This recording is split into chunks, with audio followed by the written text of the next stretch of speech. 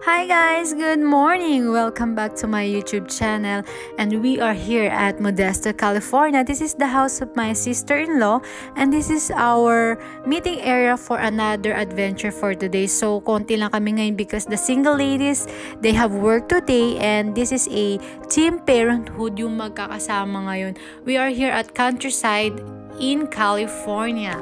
So now guys, we are here in Tulum County, formerly a California gold rush town and now a California historical landmark. Mamaya may Jowa will explain what is the meaning of gold rush town. Hindi ko alam kasi yun, medyo history, English pa. And madaming hotels around here, and hindi busy yung area today because less tourists due to coronavirus. And now we are looking for a coffee shop, and because yung jowa ko medyo sleepy kasi siya yung magdadrive, so but for now is not available. By the way guys, this is city of Sonora, bale 1 hour away from Oakland, and they call this city Queen of the Southern Mines. And sa mga nakakaalam ng movie ng Back to the Future, dito sinut yun guys. Medyo luma ng movie yun, parang 80s ata yun eh.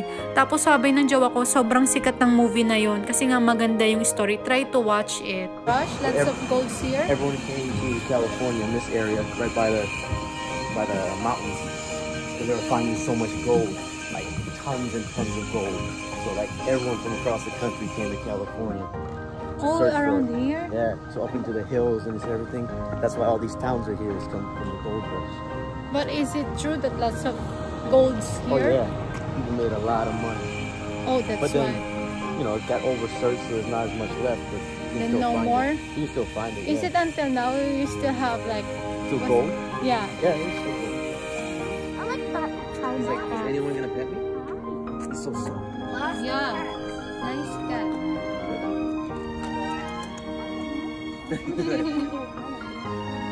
Guys, yung area, same pala sa, mukha siyang same sa downtown Sacramento, yung pinuntahan namin dati. Pero mas maganda yun kasi medyo malawak yun, tapos mas maraming old buildings na magkakadikit talaga. Tapos ayan, may model tayo ngayon, medyo epilogue siya.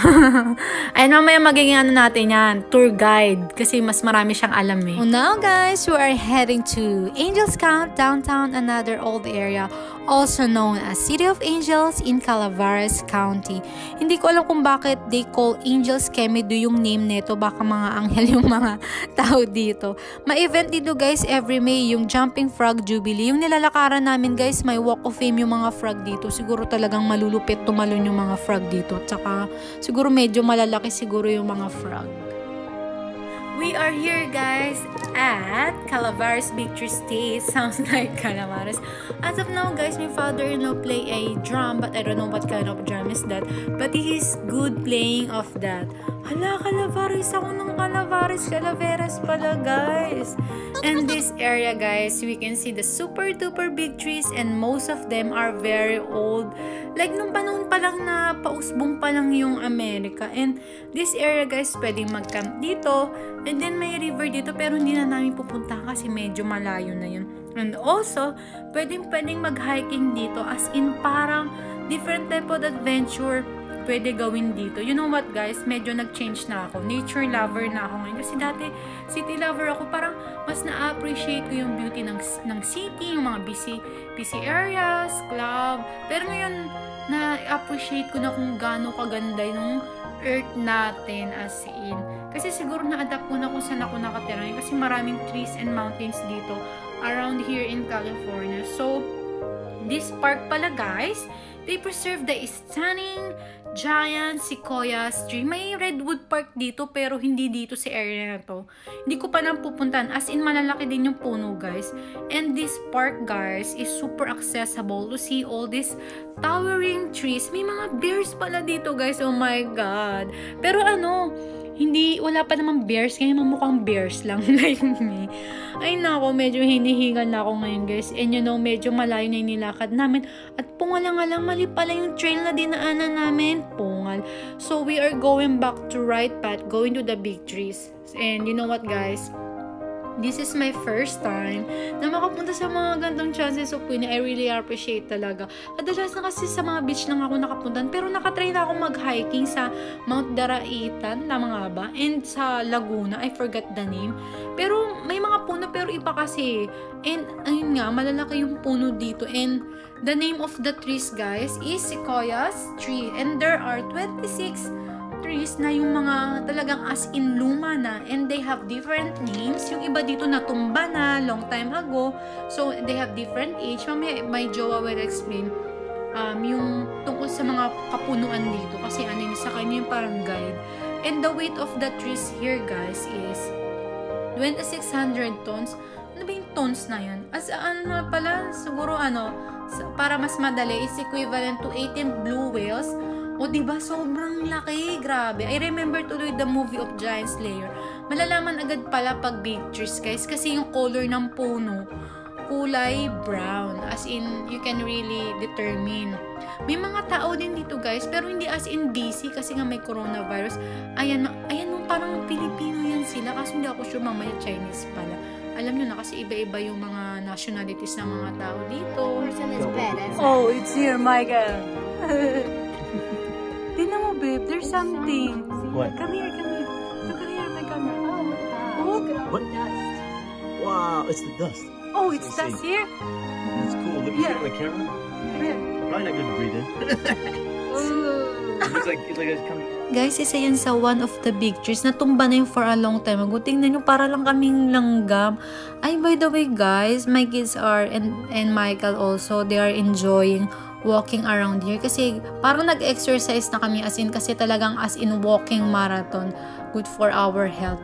Ayan, mamaya my jowa will explain about one of the trees. Pero hindi lahat kasi ang dami nga ng puno, diba?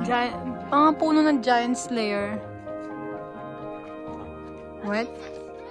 The model, the redwood forest model. Yeah, you're the model, you know? Well, we're here at the redwood forest. You see on your left is a giant sequoia tree, up to 2,000 years old. You'll notice on your right here behind me, this giant tree is called the grandfather tree of the North Pole. Why is it grandfather? Because it was here before the earliest of settlers in this area. What settlers? The people who Caveman? No, the people who explored this area. Huh. Remember, it's the United States. People weren't here until 17 or whatever. Besides the Indians, Native Americans, not Bollywood Indians, but Native Americans. So, for the people in the Philippines, I'm not saying Bollywood. I'm not saying Mumbai. Alright. It's different Indians. you try to say guys na hindi masyadong luma yung America. Medyo bago-bago pa.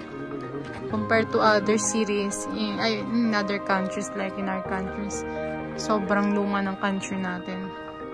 Like Spain. Diba, Spain, Italy, they are oldest countries.